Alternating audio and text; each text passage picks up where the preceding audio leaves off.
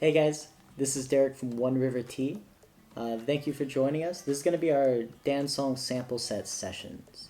So what we're going to do is we're going to taste every tea in that Dancong sample set. This is the 2020 Dancong sample set. We had one back in 2019. Those seemed very well received. The idea behind these sets is we go to each producer we work with in the Phoenix Mountains and ask them what they're excited about this year. And they give us some very strange teas, some teas that usually aren't very common in the West. The tea we're going to look at today is from our High Mountain producer, Wei. He has the Bamboo Fragrance.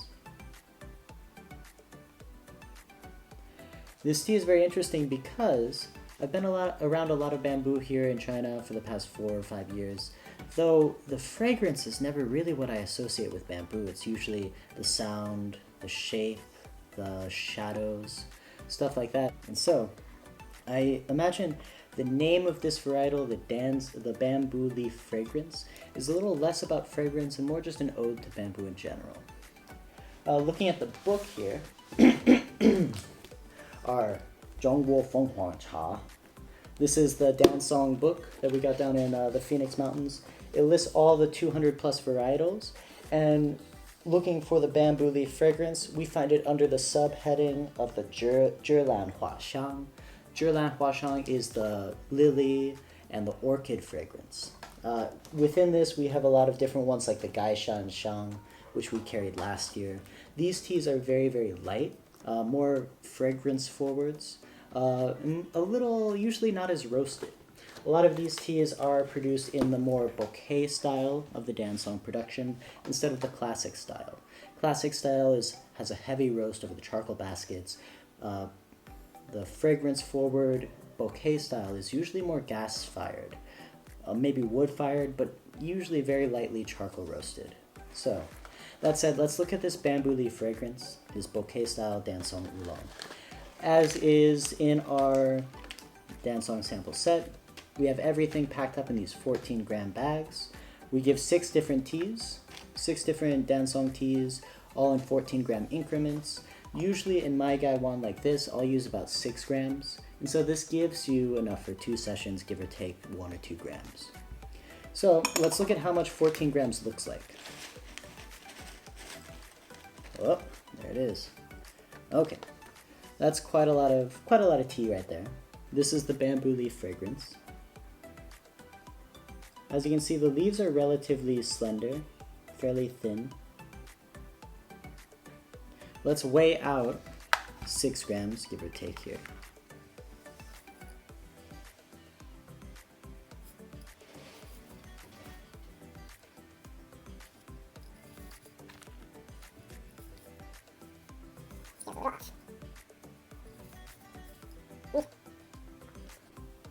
Save that for the next session.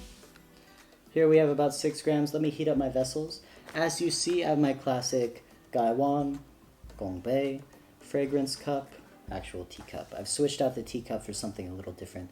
This is the more vase-like style instead of the wider style. I don't know, sometimes when I drink these fragrant Dansongs, I like one that kind of collects the aroma a little more tightly than an open-bodied cup. So, heating up the vessels. Again, let's see if there's anything on the dry leaves. Not a whole lot of roast aroma, just a lot of the actual tea, the fragrance. Again, this is from the High Mountain production of Wei, so about 1,200 meters high. This is produced in that bouquet style, so there is not going to be a lot of roast on it. Ooh. Yeah, this was produced in spring of 2020, and even though there's not a lot of roast, I can still smell the roast. But underneath that, I get that very, very vegetable buttery smell.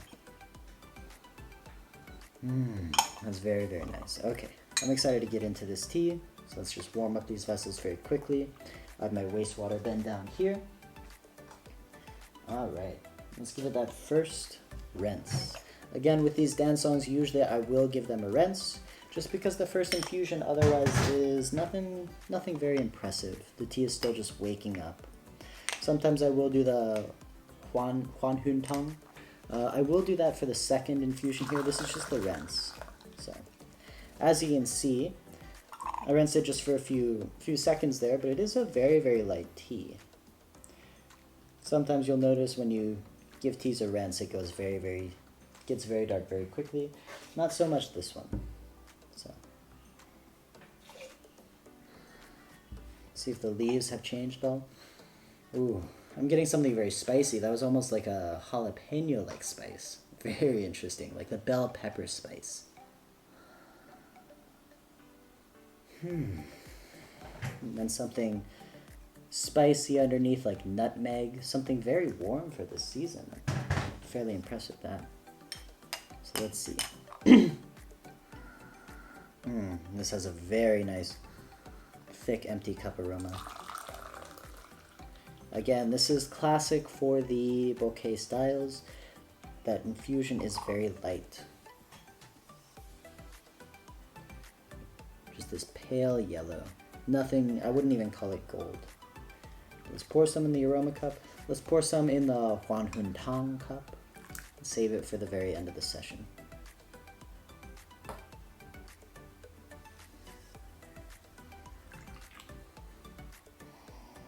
Again, smell everything when you're brewing because it just enhances the experience quite a lot. This is a really good balance of vegetation and cream. And that wood smoke too. I would say this is more woodsy than a lot of the Dancong teas, a lot of these bouquet style Dancong teas. This isn't floral. There's not a lot of flowers going on, but there is a lot of grass. A lot of leaf, like a bamboo leaf or something. Let's see, let's give it a taste.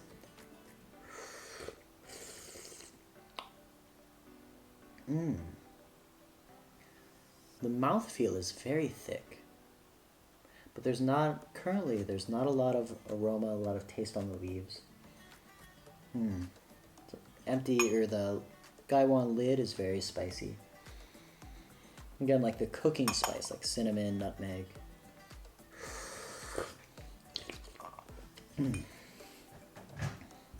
It's very sweet in the mouth as well.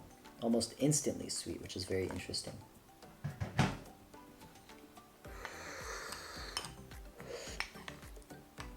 Again, this is the first infusion. Here comes the second. I'll let it go for a little longer. Again, still that pale yellow. A lot of the other Dancongs you'll see will just wake up instantly and get very, very gold. This one is still pale.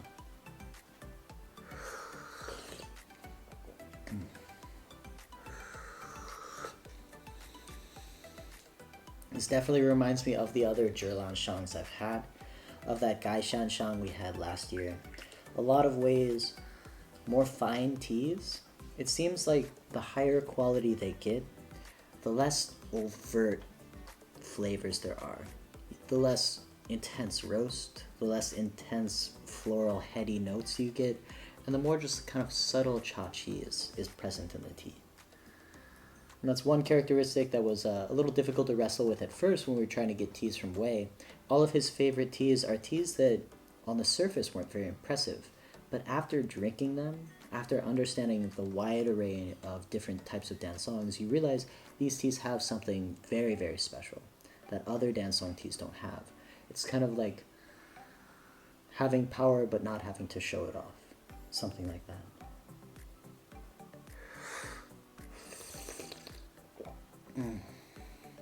Yeah. The mouthfeel is still impressively thick for such a lightly roasted tea. This is very lightly roasted. I'm getting very, very little roast after that first two infusions. So.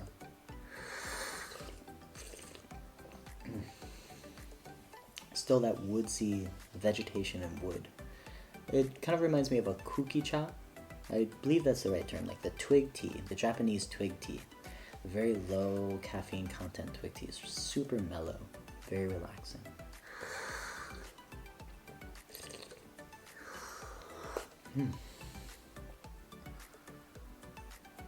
Yeah, and the empty cup is just like wet wood.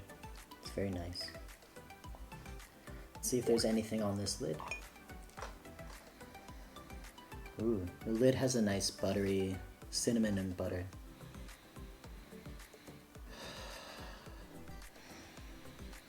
Kind of like rain on stone as well.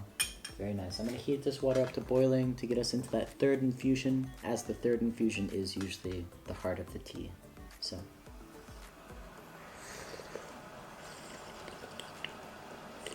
I think I brought this up with the Bai Mu Dan, the 2019 Bai Mu Dan. It's a very drinkable tea. Sometimes the teas that you want are very much more reliable teas that don't change so much. A lot of people don't like Dansongs, especially in China, because they say they get too bitter.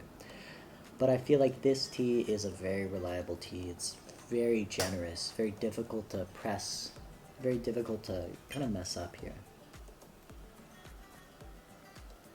I'm getting something almost umami-like on the leaves themselves. Something like raw fish, like tuna, seaweed.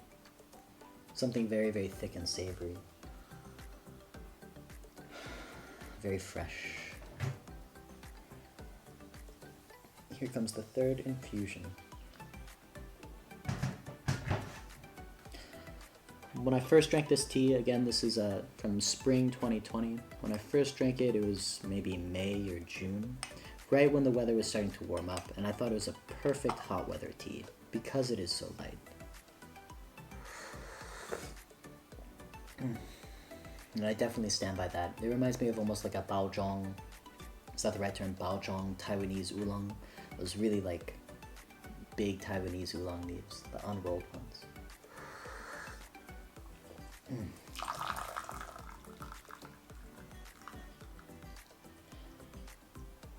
Yeah, I had some baozhong from, I think it's the Pingling district outside of Taipei. Organic baozhong is fantastic tea. I drank so much of it, and this is giving me memories of it. So again, this is from a very, very clean garden up near Wudangshan. Really high elevation, really old trees, harvested on ladders. We'll make a video about our trip to the village last year in 2019 when we went up to the mountains and saw them picking this tea, saw them processing this tea as well. But the environment definitely comes through, which is why I think Wei really appreciates these high quality teas where he gives very little production process into it. It's really just the tea themselves. It's not about the roast. It's not about any specific style. It's the tea itself. It's the land. It's the environment. And that really comes through in it. I'm starting to get a little huigan here. Again, with this aroma cup, you have to let it cool down to a certain temperature. Right now it's a little hot, and I'm not getting a lot of aroma. But as it cools down, we'll start getting something.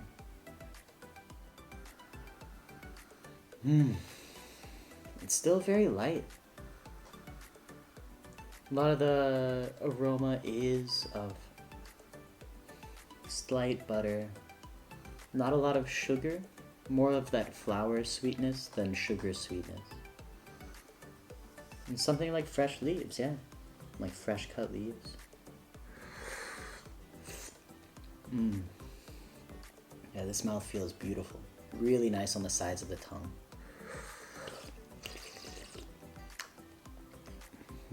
Again, I would call it a very, very drinkable tea. Not very offensive. This is a silly thing I use when describing teas sometimes, an inoffensive tea. I feel like a lot of times the more refined a palate gets, the more easily offended it is.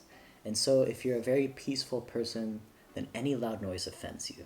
Even if it's, a loud, pleasant noise, like really loud music, even if you like it, sometimes it's just too much for you.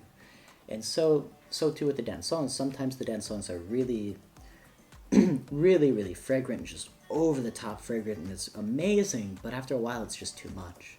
And so a tea like this is very, very calm, knows itself, it's mellow. And you can fit it in essentially anywhere, as long as you have the peace of mind to really appreciate it. Yeah, it's really, really good in the mouth and now. I'm gonna keep going with that one. Get one more infusion in there. As you see, the leaves are very green. I hope you can see it. It might be a little dark. But the leaves are very green, and they're really opening up now.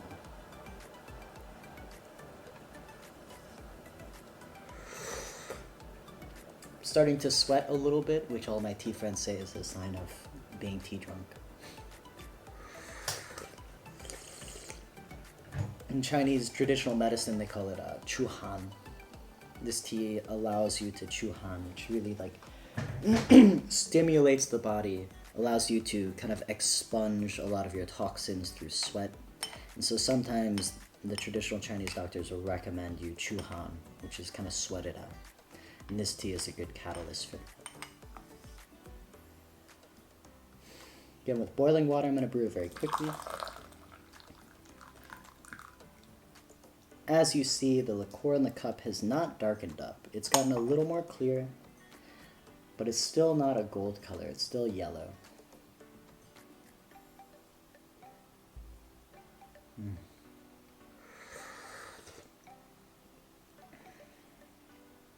Now, this is incredibly pleasant. To the point I feel like I'm rushing through it because of this tea tasting. I really want to take my time with it.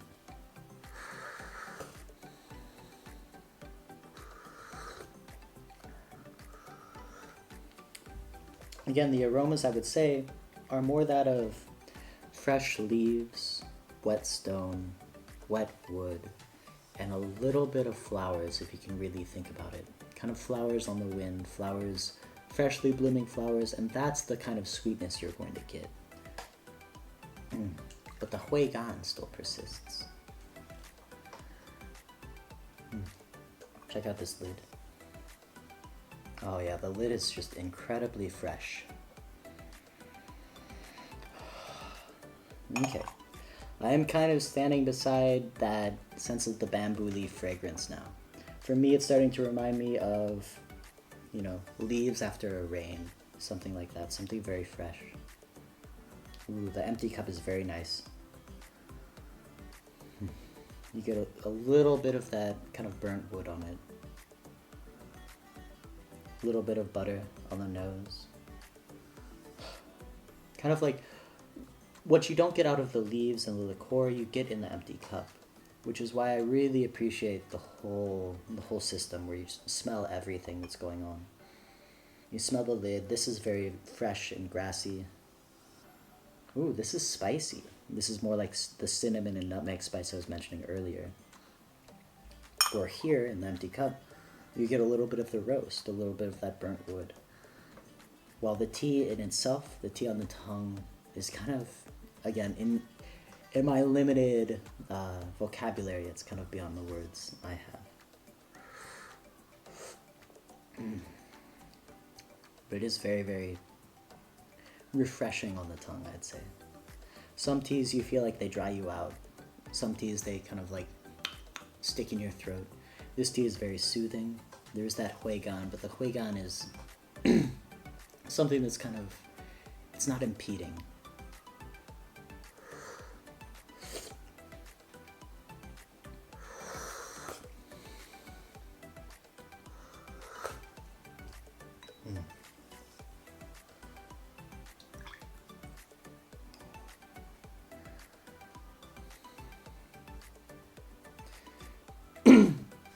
Alright, after 4 infusions, let's say it's time to check out where we started from, what that first infusion was like. You've noticed I haven't mentioned the roast only a few times in the empty cup, but that's been absent in actual tea, so let's see if the roast retained itself in the first infusion.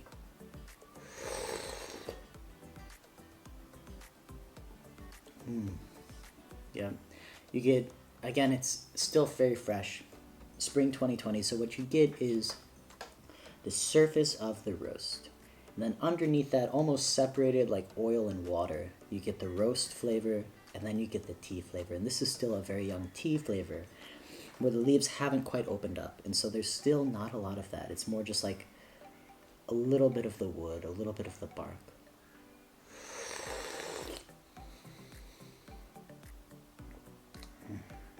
And again, the roast flavor is not of thick charcoal, but more of you know, fresh wood burning stoves.